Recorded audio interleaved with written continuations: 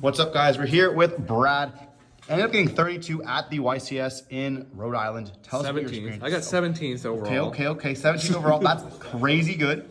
You ended up playing Water, a deck that we've been seeing you a lot recently on. Yep. Anything you want to show us before you want to dive on in? Anything you want to talk about? Yeah, I'm going to shout out my people that I travel with, so Royal, Josh, and Nick. And I'm going to shout out Raph, who keeps pointing at himself saying I should shout him out. No worries, man. Fun fact, Nick actually won the prize card from Rhode Island, too. Yeah. So huge shouts to him. Congratulations as He well. got the super in the points playoff. In the point playoff one. Which is super nice.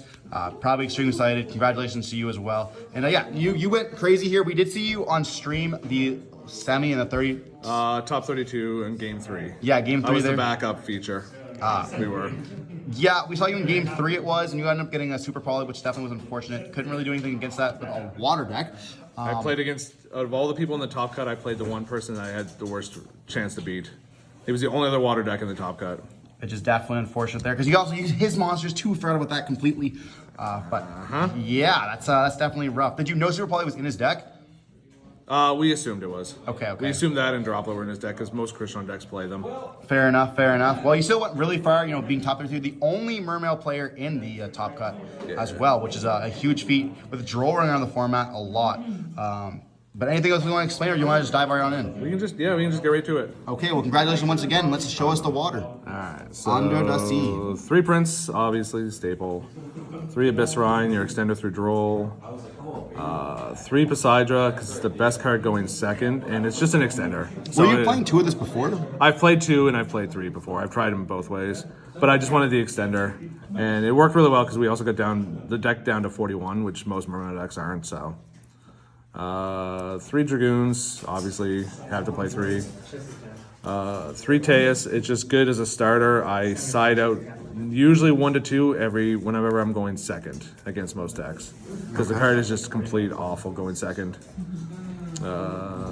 3 Shadow Squad, obviously staple, gets you to Prince or Pike into Minstrel or Abyss Shrine, stuff like that. Changes levels, which I don't think I really used that effect at all the entire event. So 2 Pike, because you're focusing more on the level 3s for Shark, for Big Fish, for Quellacanth or whatever.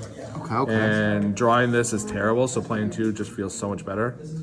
And then my Quellacanth package, besides the 2 Pikes, is obviously himself, this, and my secret tech that nobody else ever saw before. So this is a new addition to the deck. It's something I found. I have never seen another Mermail player play it.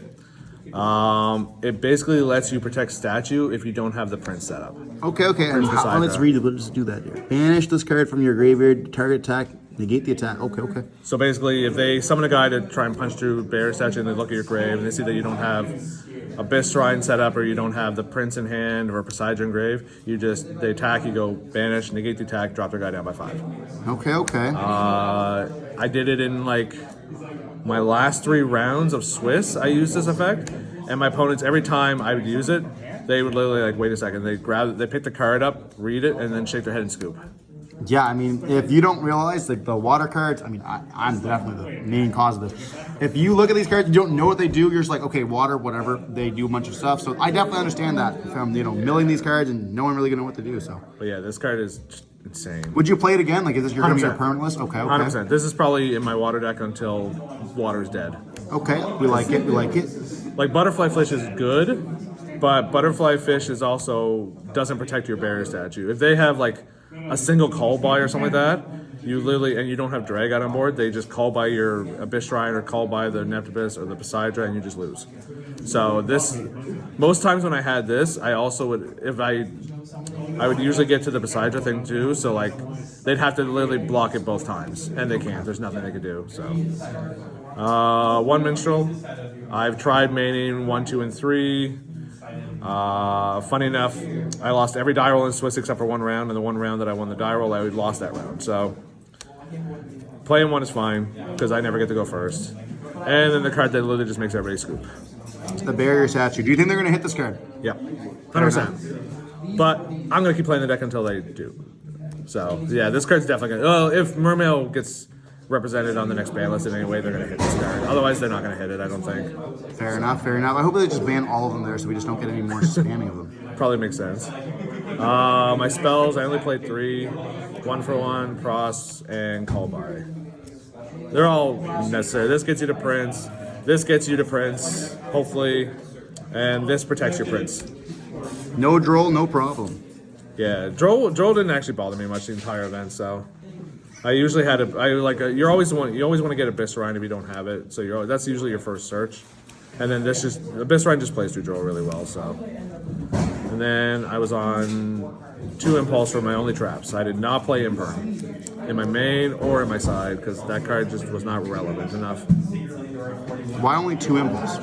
I didn't want to go above 41. Okay, fair enough. And I wanted to diversify my hand traps a little bit, so I'm on 2 Impulse, 3 Fuelos, 3 Pirellia. These are both insane in the entire event.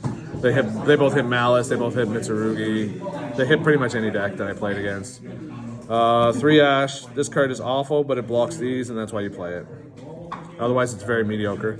And 2 Nib, which nobody ever saw coming in. I nibbed every time I had it. It always hit them out of nowheres because Mermail usually doesn't play Nib.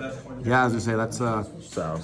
And you opened up a lot of hand traps in your game 3 match. We see here. So not normally what you would see from a Mermail deck. A lot of times you want to have those multiple water monsters, but plus I was only on 13 hand traps in the main, which is not and that I much. usually post side into like 18, 20ish. I don't remember exactly what I sided for Crystron, so like I don't know what happened. My draws were just not that good. My game 1 was that wasn't on feature. I lost the roll and opened all engine, and he just set up full combo, and I just couldn't push through. And he had Super Poly again, so. But that's the main. It's 41. I haven't seen Mermail decks get below 42, 43, so the extra for the barrier statue and like just if you want to shuffle a card back, you need it for to revive the fish so that you can use the little fish, the gluttonous. This was something that I saw Christian Urena using, and it's really easy to make. So your end board will end on like this, barrier statue, the king, and like Ravenous or something along those lines. But this is you just make this with Donna plus Prince in your end board. The Trish.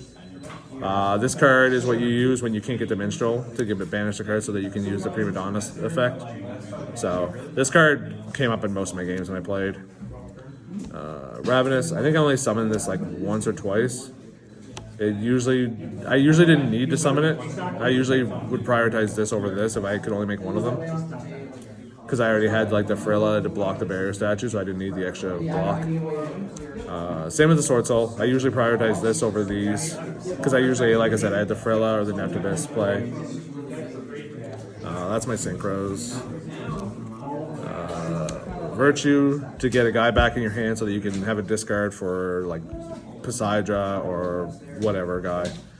It came up quite a bit. I like this card a lot. Then the Gaios, obviously. I only made it once, I think, and it was like post-game or post-turn 2 or something like that. So this is the one that you always make when you're climbing to do your combo. Brings back guys. Then only one of this guy because the extra deck is a little tight, and I found I never needed a second one. If this always hit, I was doing full combo, which means they weren't beating it. Nobody broke my board. Nobody broke the barrier statue, Dragite, King board with Frilla in the grave. Okay. That's the XYZs.